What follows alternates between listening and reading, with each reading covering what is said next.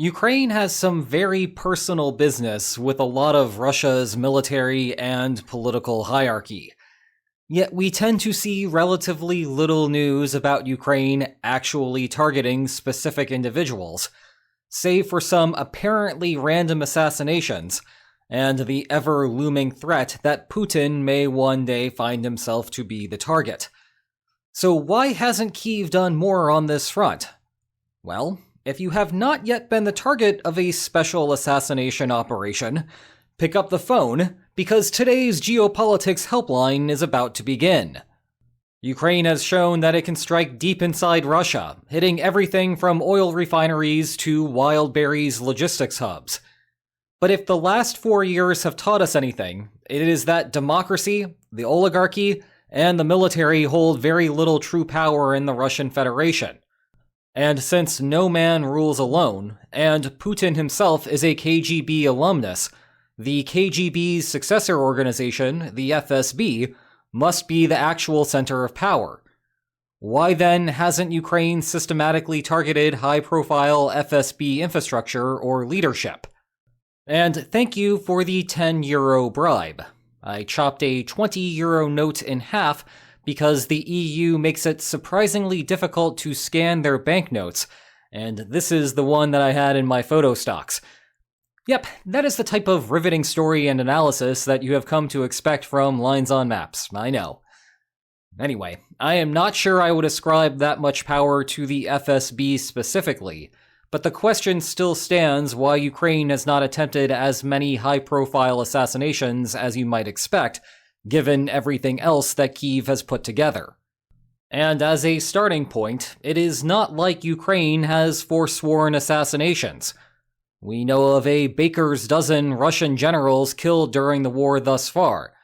This is an abnormally high number, even for a war that has dragged on for more than 4 years. It is the product of Russia facing terrible principal agent problems, particularly at the start of the war. The rank and file were misbehaving, leading to slow gains and costly mistakes along the way. Consequently, High Command had to send high-ranking officers closer to the front lines than they ought to be, which opened the door for more opportunities for assassinations than an army should have. And the political scientist in me hesitates to even describe these as assassinations and not targeted killings, because assassinations should have a political dimension to them. Well, on that front, there have also been about a dozen known or alleged assassinations that are more politically based. The first of these was Daria Dugina back in 2022, and then just a few days ago, a bomb went off at a Moscow restaurant, with rumors that it intended to kill a Russian general linked to the Bucha massacre. Even if you do not remember that by name, you are familiar with some of its sites. The outro photos I tend to use come from there. Read the Wikipedia page if you want to know more, and/or want to make your day significantly worse. The takeaway from the record of Ukraine's assassination attempts is that there does not seem to be much of a coherent strategy behind them. Ukraine takes what it appears that it can get, which notably so far has left the FSB untouched. And I think that speaks to the biggest factor limiting Ukraine here. It is just hard to commit these types of attacks. Everyone sees what Ukraine has done to Russian refineries and now wild berries distribution hubs, and assumes that Ukraine can strike whatever it wants inside of Russia. The key difference here is that both of those targets are large and flammable, as opposed to, say, government buildings like the FSB headquarters. You do not need pinpoint accuracy to score millions of dollars of damage. That is why Ukraine began striking the refineries, and it was a clever adaptation to realize that the warehouses would also easily burn. In contrast, people do not just explode. And it is not just any person that Ukraine wants to explode either. It is specific people that Ukraine is looking for, unlike the human safaris that Russian drone operators have made commonplace in Kherson. That requires a certain level of intelligence support, particularly when you want to tail these individuals to locations that will minimize the number of civilian casualties. Plus, the average person spends most of their time indoors. Another thing that you will notice is that the refinery and distribution center strikes do not kill very many people. That is because the structure of the building or the facility bears the damage, and any deaths afterward are incidental. Again, Ukraine is adapting to the weapons that it has available. This process is much easier when you are not trying to bust through the outer layer of a building to kill someone inside. By comparison, think about how the United States conducts targeted killings. The US Armed Forces controls the skies and then uses high-altitude loitering munitions. And loitering is the right word. They will wait around for hours for the target to emerge from a building and then pull the trigger in an isolated spot. Either that, or the loitering munition will bring a very large warhead to melt anything or anyone in the building.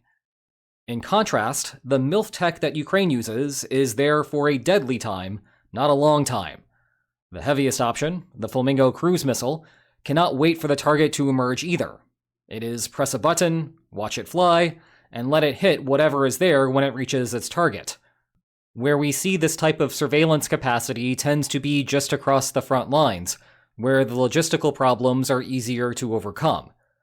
What you are watching here is a drone tracking a convoy of Russian fuel trucks on their way to Crimea. It is also their final moments of existence. Expanding this type of strategy to a place like Moscow is much harder, which is why you see the concentration of assassinations against generals closer to the front lines. As of now, Ukraine simply cannot extend its reaches to where many of the political targets reside. This leaves the old-fashioned way. Have someone on the ground, behind enemy lines, work special operations to hit their targets.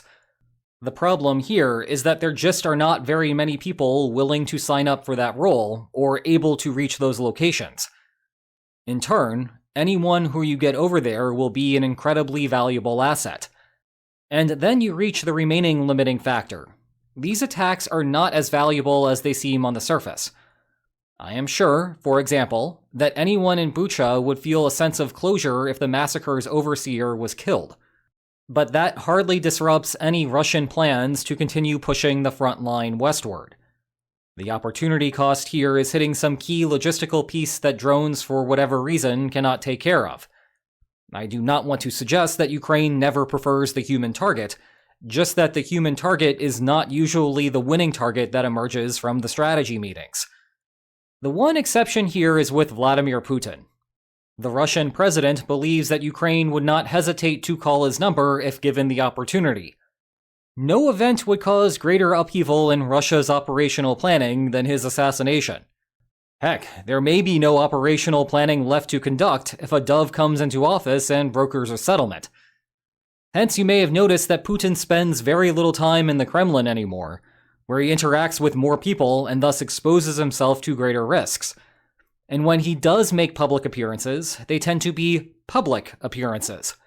Highly choreographed and, if outdoors, unannounced and in limited public view. No more main naval parades in St. Petersburg. Just whatever this is. Meanwhile, this is the end of today's video. But do not despair. You can have the fun continue by clicking here to examine the entire Geopolitics Helpline archive. And if you enjoyed today's video, then please like, share, and subscribe, and I will see you tomorrow. Take care.